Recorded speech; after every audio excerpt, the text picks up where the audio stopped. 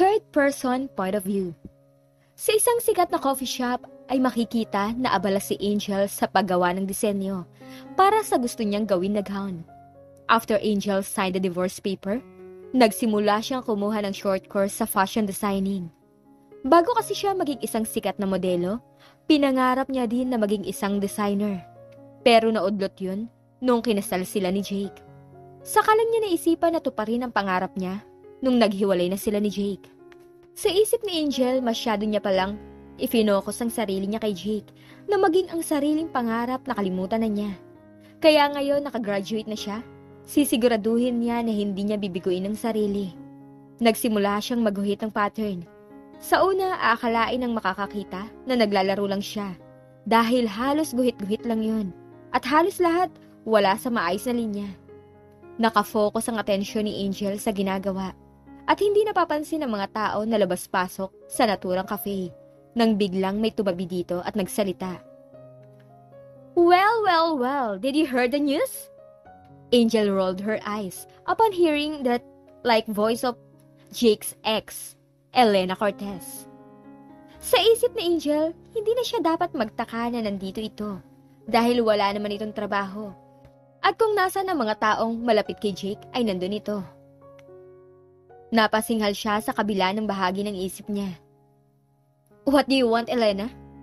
Angel bore her eyes into Elena. Elena Cortez is one of Jake's many ex after iwan ni Angel si Jake to pursue her career. Pero hindi kailanman sineryoso ni Jake ito dahil sa ugali nitong possessive at silosa.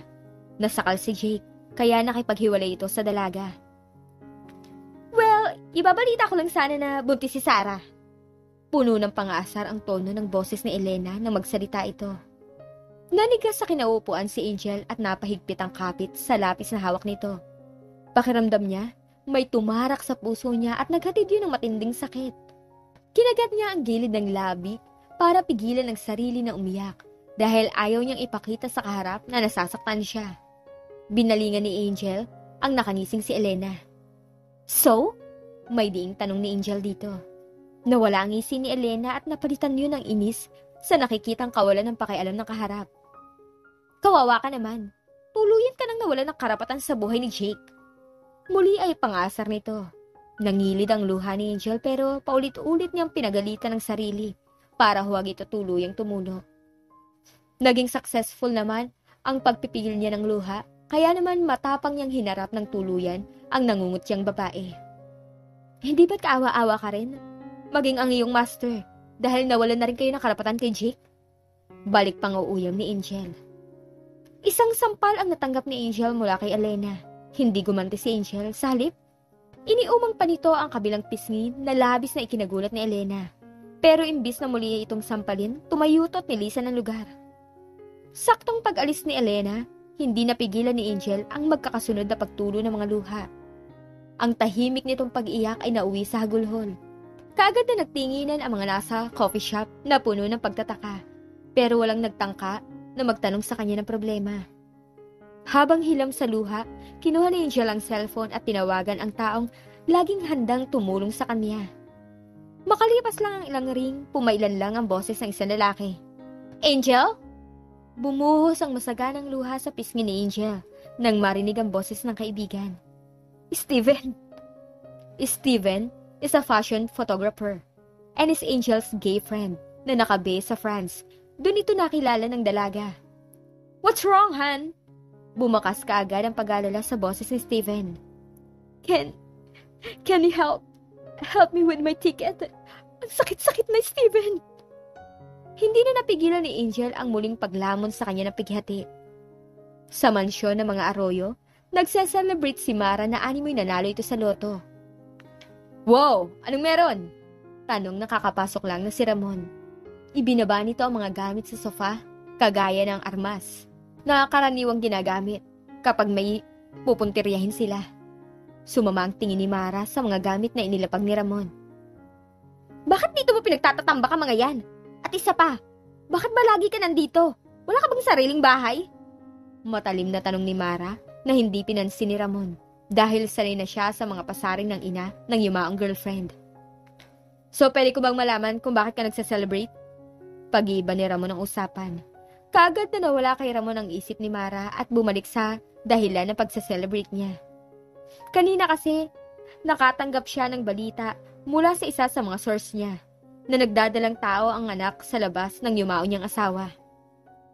Sarah is pregnant, Mara announced. Ramon knitted his eyebrows. And what's worth celebrating? Because? Nagtatakang tanong ni Ramon dahil sa pagkakaalam niya, galit ang ginang sa mag-asawang wason. Pero heto ngayon, nagse-celebrate ito sa isang bagay na ni sa hinagap ay sigurado siyang hindi nito magagawa. Mara rolled her eyes. Isipin mo, buntis si Sarah. So it's time para sabihin dito na ang kuya ng asawa nito ang dahilan kung bakit nawala ang mami niya. Pag nagkataong malaki ang chance na maghiwalay ang mag-asawa at makukunan si Sarah. It's like hitting two birds with one stone. Napatango si Ramon matapos mapagtagni-tagni ang plano ng ginang. So kailan mo planong sabihin dito ang totoo? Tanong ni Ramon. Sa makalawa, dahil nasisiguro ko na unang pupuntahan ni Sarah ang peking puntod ng ina, bago ang puntod ng ama nito. Pero ang ikatatagumpay ng planong to, nakadepende pa rin sa'yo. Mahabang sagot ni Mara. At bakit ako? Muli na namang nagpaikot ang mata si Mara sa pagkakairita. Sino gusto mong gumawa nun? Ako? Mag-isip ka, Ramon. Kapag napaghiwalay natin ang dalawa, pwede mo nang gawin ang gusto mong gawin kay Jake. Habang ako gagawin ko ang gusto kong gawin kay Sarah. Napangisi ang dalawa sa isa't isa dahil sa nakakaloko na pinaplano ng mga ito. At the Villarins mansion. Excited na pumasok si Carlo sa mansyon nila para ibalita sa ina ang magandang balita na natanggap mula sa kaibigan. Ma'am! Ma'am! Umalingaw-ngaw ang sigaw ni Carlo sa kabuuan ng sala. What's wrong, son? Ang nag-aalalang sigaw ng mami nito na humahangos na dumating sa sala galing sa kusina. Mom! Sarah's pregnant! Magiging tito na ako! Excited na pagbabalita ni Carlo. Kaagad na napalitan ng halakhak ang kanina lang ay nag-aalalang tanong ng ina nito. Magiging lola na ako! Hindi makapaniwalang tanong ni Vina. Ngumisi si Carlo at magkakasunod na tumango. Nagtatalon si Vina dahil sa sobrang tuwa. Ngunit ang hindi nila alam, lihim na nanunood ang ama nito na si Don Fredo Villarin. Kaagad na sumama ang tingin at ekspresyon ng matandang Villarin matapos marinig ang dahilan na kasiyahan ng ina. Mga baliw! Walang pwedeng magmana ng kayamanan ko kundi ako lang! Hindi ang bastardang yon! Lalong-lalo na hindi ang magiging anak nito! Galit na sigaw ng isip nito habang madiin na nakakuyom ang kamay. Habang pinapanood ng matanda ang mag-ina, unti-unti nang may nabuong plano sa isip nito at sinimulan niya ito sa paglapit sa mag-ina na nagkakasiyahan. May celebration ba? Tanong ng matanda gamit ang sapilitang pinasiglang boses. Nanigas sa kinatatayuan si Carlo pero hindi nagsalita. Si Vina ang unang nakabawi at malaki ang ngiti na humarap sa ama nito. Dad, hindi ka maniniwala sa ibabalita ko sa'yo. Buntis si Sarah, magkakapo ka na! Excited na sabi ni Vina. Lihim na napangiwi ang matanda sa sinabi ng anak. Pero hindi nito yung pinahalata. Sa halip, peke itong umiti. Talaga? Kunwari ay excited na sagot nito. Opo, Dad. Hindi maalis ang malaking ngisi ni Vina habang nakaharap sa ama. Kaibahan nito ang pinapakita ni Carlo na nanunuri ang mga mata. Are you really sincere, Lolo? Lakas loob na tanong ni Carlo. Lihim na nagmura si Fredo. Pero hinarap nito ang apo at magkakasunod na tumango. Tumango din si Carlo bago walang pasabi na tumalikod. Gagamitin ko si Sarah at ang anak nito para makuha ang yaman na mamanahin nito mula sa mga wason. Yun lang ang tanging bagay na tumatakbo sa isip ni Don Fredo. Pagbukas ng pinto ng kondo ay kaagad na binalot ng kadiliman ang paningin ni Elena. Carol, where are you? Sigaw ni Elena na dahan-dahang naglalakad papasok sa madilim na pad ng kaibigan. Ngunit walang sumagot sa ginawa niyang pagtawag kaya naman dire-diretso na lang siyang pumasok para hanapin to sa buong kabahayan. Kanina tinawagan siya nito para papuntahin dito pero ito naman ang wala ngayon. Carol, where are you? Naiinis na sigaw muli nito at nang walang sumagot naisipan ni Elena na lisanin na lang ang lugar nang mapatigil siya at mapatakbo papunta sa silid nito dahil nakarinig ng magkakasunod na pagkabasag. Carol! Sigaw ni Elena pagkatapos padabog na buksan ang pinto ng kwarto ng kaibigan. Nanigas sa kinatatayuan si Elena pagkakita sa kaibigan na nakasalampak sa sahig at nakasandal sa kama, habang hawak ang isang bote ng alak at hilam ng luha. Sa paligid nito, puno ng bubog mula sa bote ng alak na hindi niya alam kung natabig ba nito o sadyang binato. Awa, yun ang nararamdaman ni Elena habang nakatingin sa luha ang kaibigan. Dahan-dahan siyang naglakad palapit dito at nung nasa abot na lang ito ng kanyang kamay, mahigpit niya itong niyakap. "Hey!" sabi ni Elena habang yakap ang kaibigan. "Elena!" Pumalahaw ng iyak si Carol at mahigpit na gumanti ng yakap pagkatapos marinig ang boses ng kaibigan. "Shh! Shh!" Pagpapatahan ni Elena sa kaibigan na tumatangis. "Elena! Please, dali mo si Jake dito. Kailangan ko siya." Nanginginig na napahiwalay si Elena mula sa pagkakayakap sa kaibigan. At hindi makapaniwalang tiningnan niya ito. Gusto nang batukan ni Elena si Carol dahil sa kahibangan nito. "Carol, please let Jake go. Can't you see that he's happy?" Pagpapamukha niya sa kaibigan. Kung hindi siyang magpapamukha dito, walang magsasabi dito na mali na ang ginagawa nito. Kanina bago siya tuluyang umalis sa coffee shop kung saan niya nakita si Angel, ay nakita niya kung paano mag-breakdown ang dalaga. Dahil sa sakit, yun din yung nagpa-realize sa kanya na wala siyang mahihita kung paulit-ulit niyang sisirain ang buhay ni Jake at ang asawa nito. "Hindi masaya si Jake sa babae na yon. Sa akin lang magiging masaya si Jake!" Pasigaw na git ni Carol. Tuluyan nang hindi napigilan ni Elena ang sarili. Umigkas ang kamay niya para sampalin ang kaibigan. Kaagad na namutla si Elena after ma-realize kung ano ang nagawa niya. Gulat na napatingin si Carol sa kaibigan. In her mind, magkahalong sakit at galit ang namumutawi. Pero sakit ang mas matimbang. Dahil ngayon lang siya pinagbuhatan ng kamay ng kaibigan. "Carol, I'm sorry. I'm so sorry."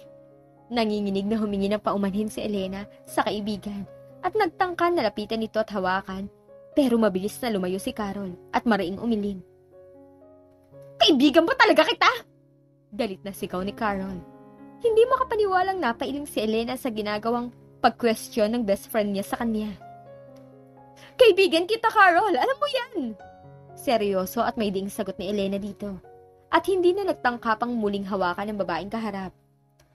"Kung kaibigan mo ako, paano mo ako nagagawang saktan? Kung kaibigan mo ako, bakit hindi mo ako matulungan ngayon?" Galit na tanong ni Carol habang nakaduro sa kanya.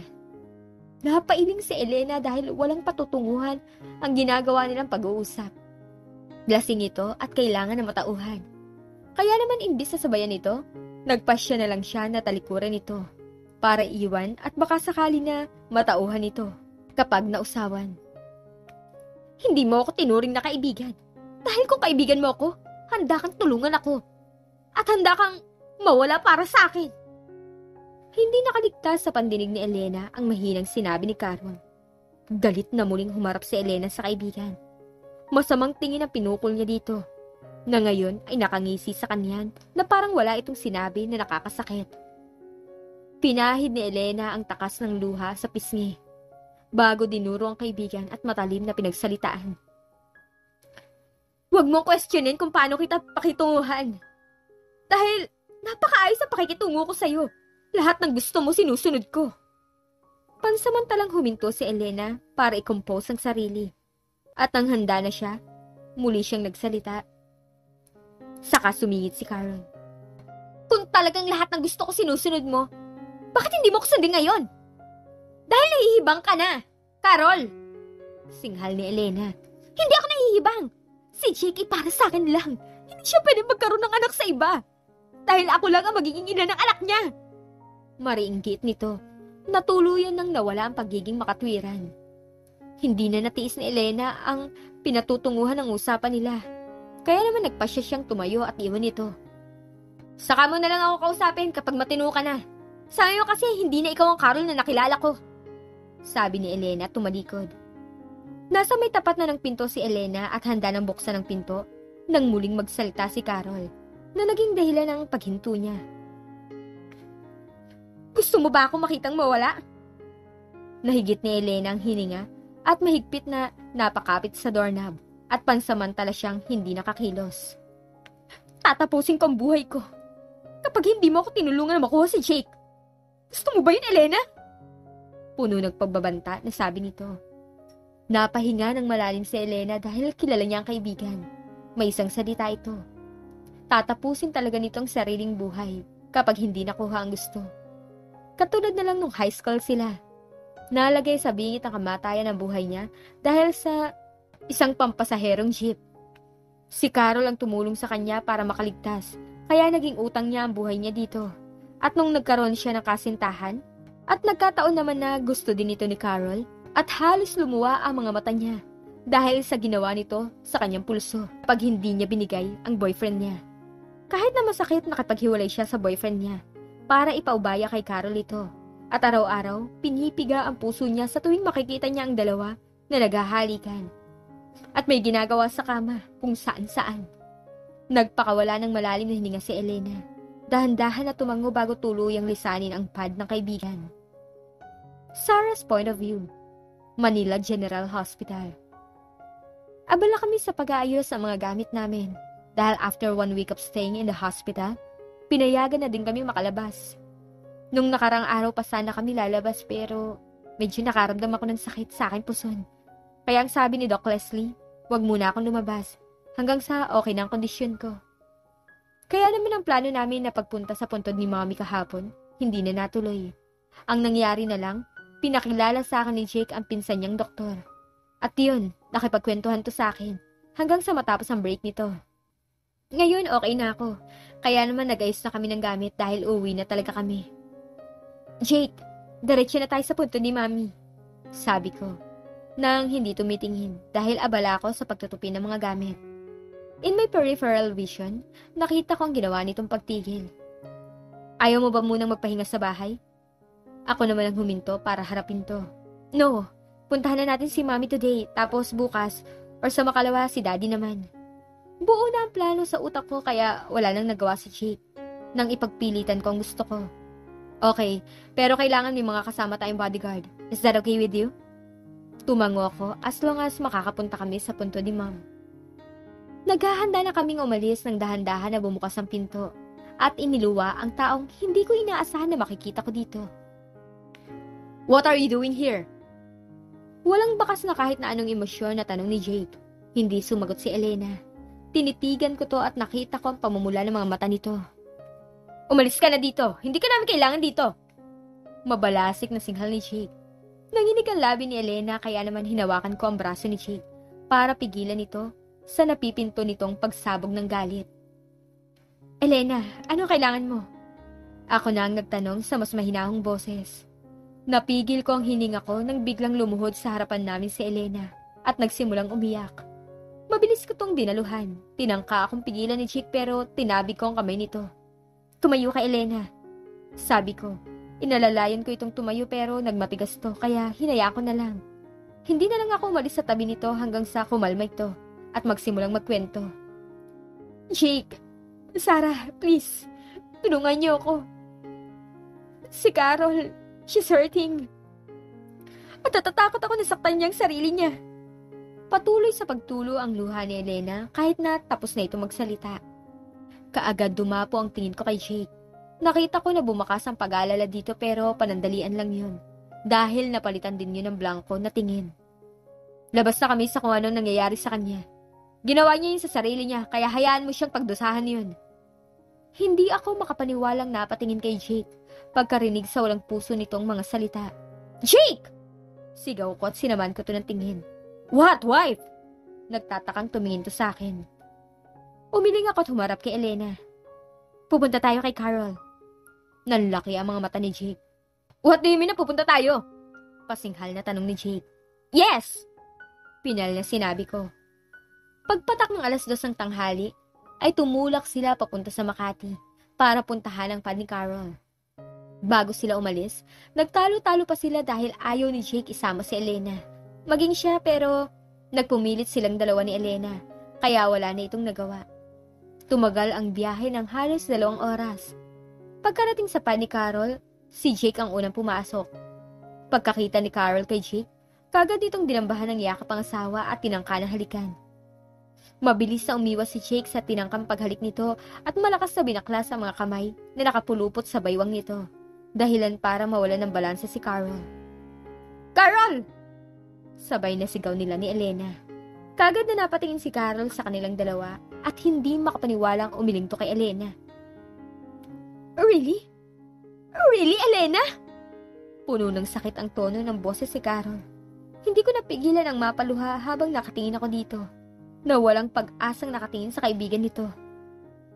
I'm sorry, Elena, pero ayoko nang masaktan ka sa bandang huli. Nagpabalik-balik ang tingin ko kay Carol at Elena ngayon ay umiiyak habang nakatingin sa isa't isa. Carol, I'm sorry kung nasasaktan ka ng dahil sa akin. Hindi ko yung sinasadya. Mahal na mahal ko lang si Jake at handa akong gawin at ibigay ang lahat para sa kanya. Alam ko na sobrang sakit nito sa una pero alam ko na mahahanap mo din yung tao na para sa'yo.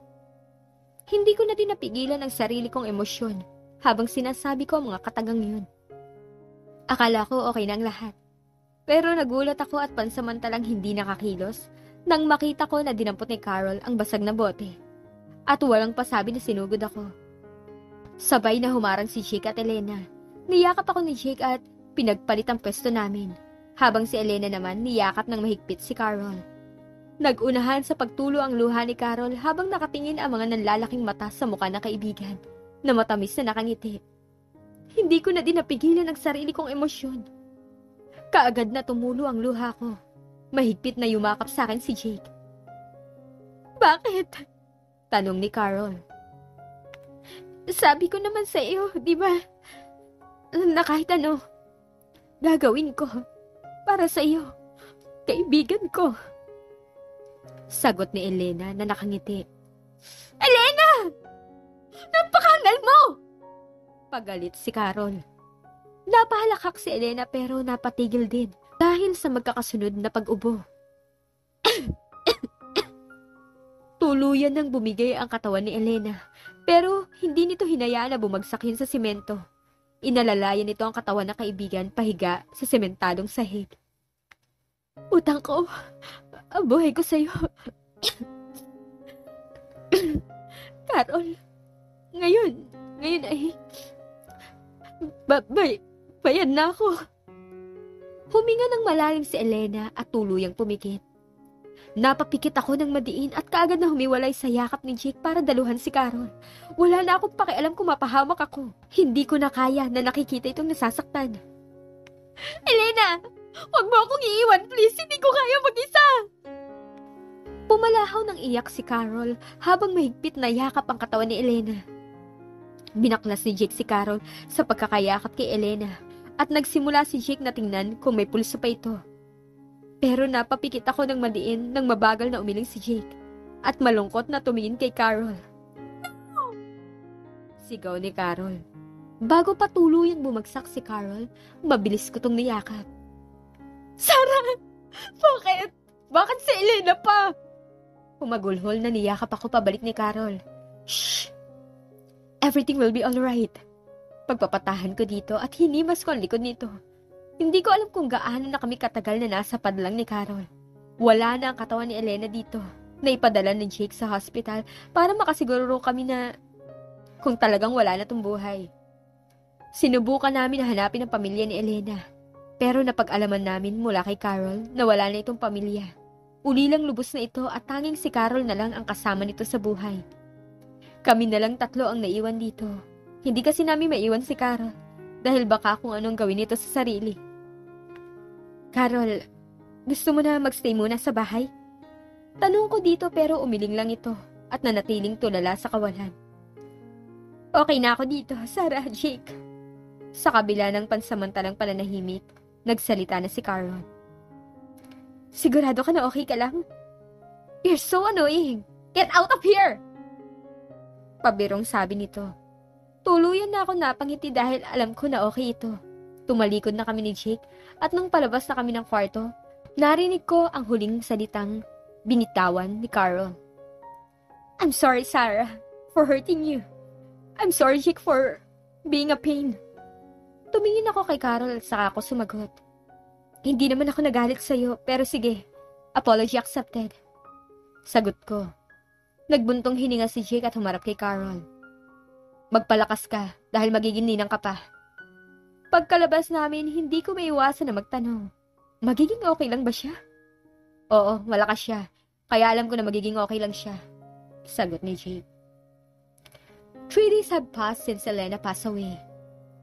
Nandito kami ngayon sa chapel near sa condominium ni Carol para tumulong sa pag-asikaso ng burol nito. Since walang kamag-anak si Elena, nag-decide kami na sa chapel na lang siya iburol. Carol is also present, but mentally absent. Nakaupo lang siya sa pinakaunang row at nakatingin lang sa coffee ng kaibigan.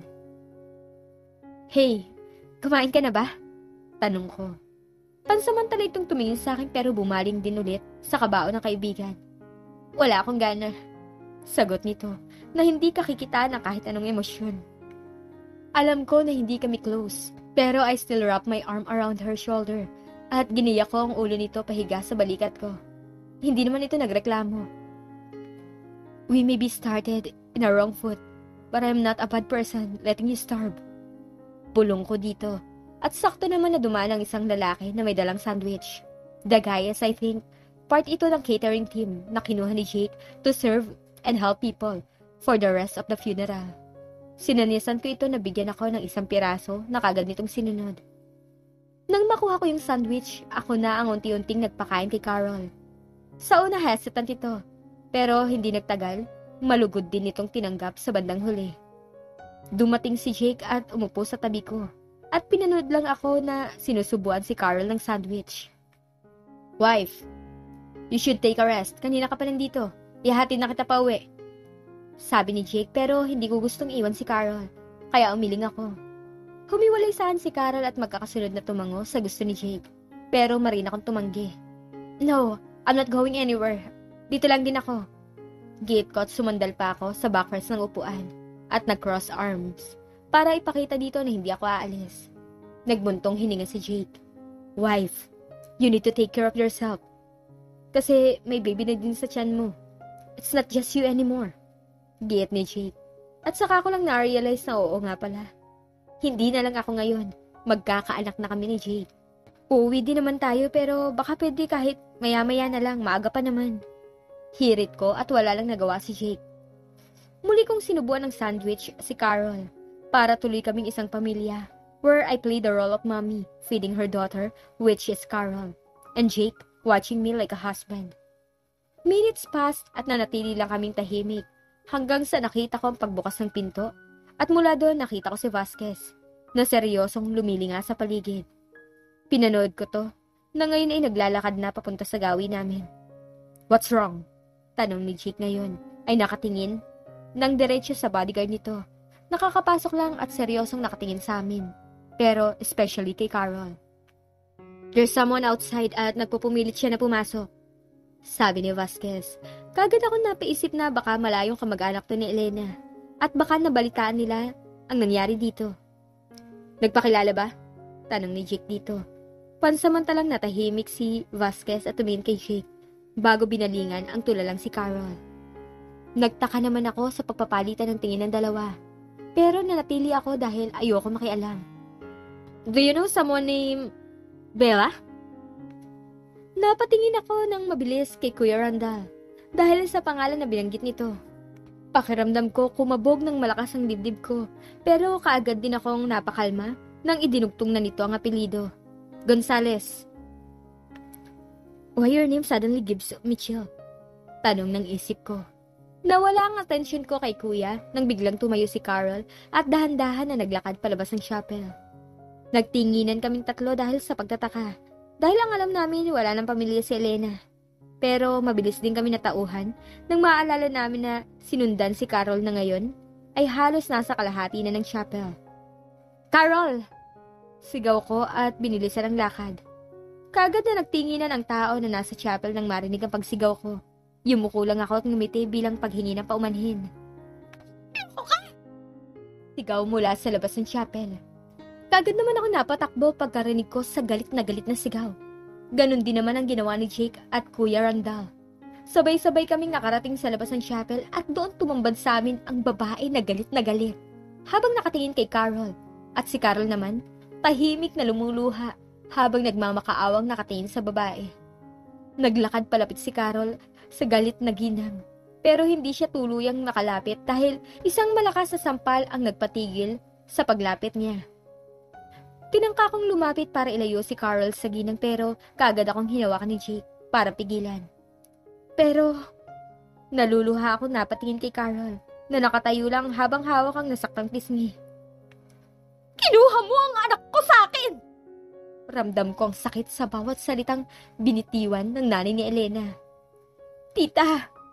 Nagsusumamong tawag ni Carol na ngayon, sagana ng luha ang mga mata. Nagtangka ito muling lumapit, pero ilang sampal ang natamo nito. Huwag kang lalapit sa akin! At huwag mo akong matawag-tawag na tita! Muli ay sigaw nito at sobrang sama ng tingin kay Carol. Nanigas ako sa kinatatayuan ko dahil hindi ko alam kung saan nalaman nito na si Carol ang may gawa kay Elena. Tita! I'm sorry! Nagmamakaawang sabi ni Carol at tuluyang napaluhod sa harap nito. Carol! Mahinang sabi ko at natutup ko ang bibig ko dahil sa gulat sa ginawa nitong pagluhod. Sobrang bilis ng mga pangyayari. Hindi namin namalaya na nakalapit na pala ang ginang kay Carol at nagsimula itong pagsasaktan si Carol. Hindi mo man lang ako binigyan ng pagkakataon na makasama ako ng matagal ang anak ko. Tinapos mo ang buhay niya. Napakasama mong tao! After everything she's done to support you, ito pa ang gaganti mo sa kanya? 3 magkakasunod na sampal. Yun ang pinakawala ng ginang. Hindi pa ito nakontento dahil pinablot din ito ang buhok ni Carol at halos ingud-ngud na nito yun sa semento sa sobrang galit. Doon na pumagitna si Kuya Randall at Jake. Mabilis sa pinigilan ni Jake ang ginang at si Kuya Randall naman nilapitan si Carol at inalalayang tumayo. Alam mo ba na pwede kang makulong ng physical injury sa ginawa mong pananakit sa babaeng yan? Walang halong pagbabanta ang sinabi ni Jake dahil ito ang totoo at posibleng mangyari. Bitiwan mo ako! Galit na singhal ng nanay ni Elena at malakas na inalis ang mga kamay ni Jake na nakahawak sa braso nito. Jake put his arms inside his jacket pocket at carefree na naglakad palapit sa akin. Bakit man nakikialam kayo? Sino ba kayo? Singhal muli ng babae. Kaagad na uminit ang ulo ko dahil nakatawag na ng pansin ang ginagawa nitong pagsigaw.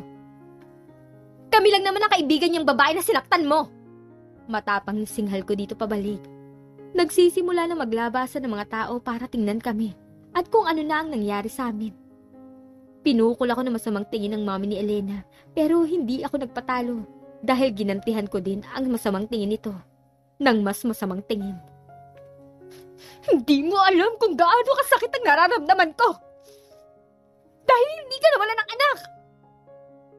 Natahimik ako sa sinigaw nito dahil tama to. Wala akong alam sa kung ano ang nararamdaman nito. Dahil hindi ko pa nararanasan ng mawalan ng anak.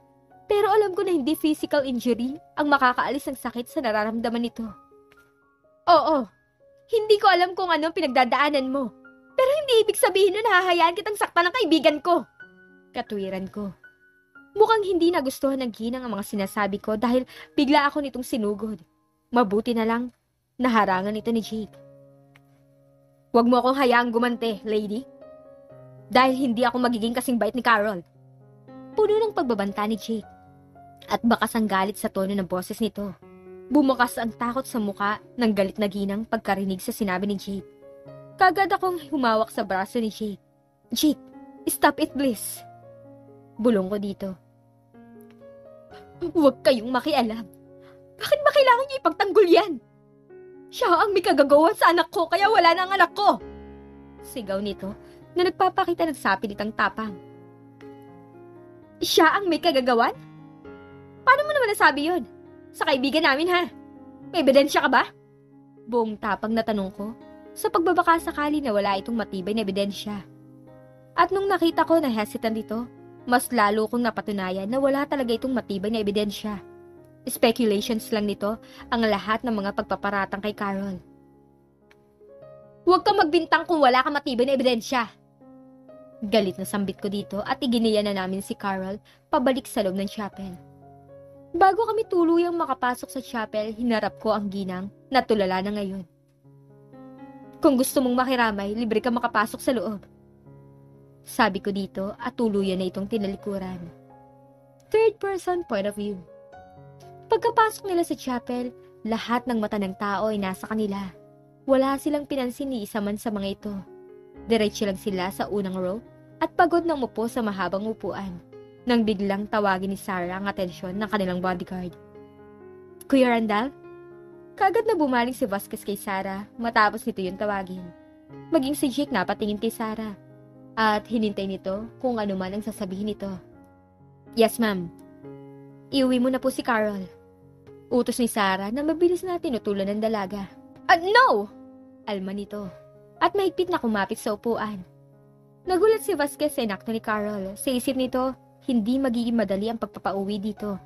Kaya naman bago pa makapag-react ang lahat, binuhat na ni Randall si Carol na parang sako ng bigas.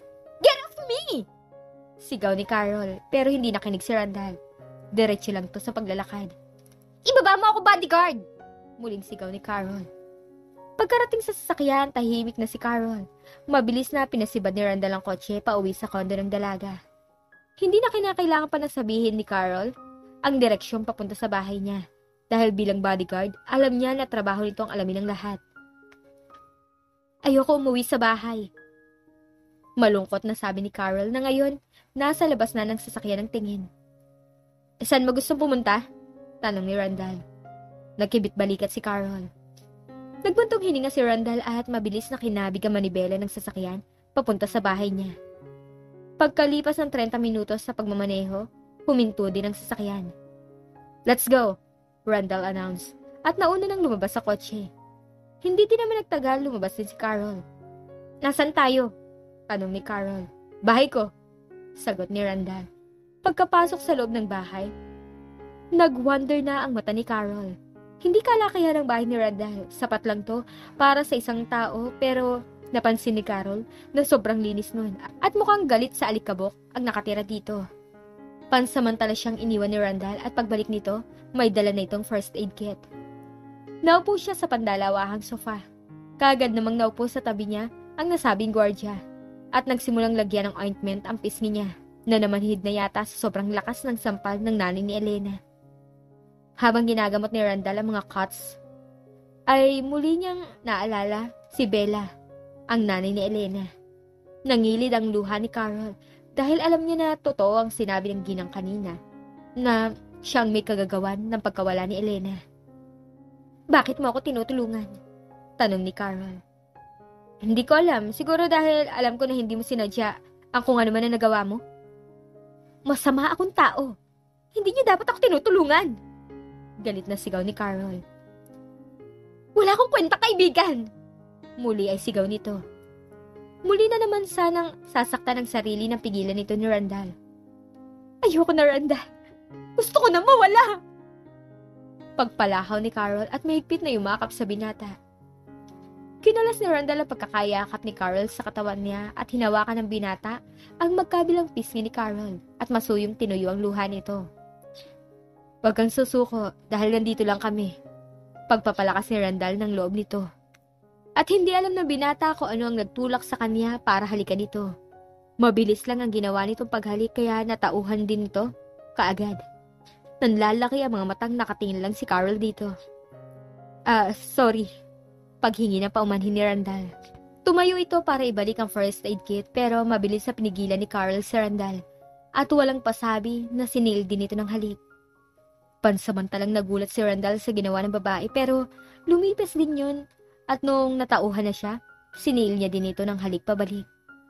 Pumikit si Carol at sa pagpikit ng mga mata nito, magkakasunod na muling tumulo ang masaganang luha.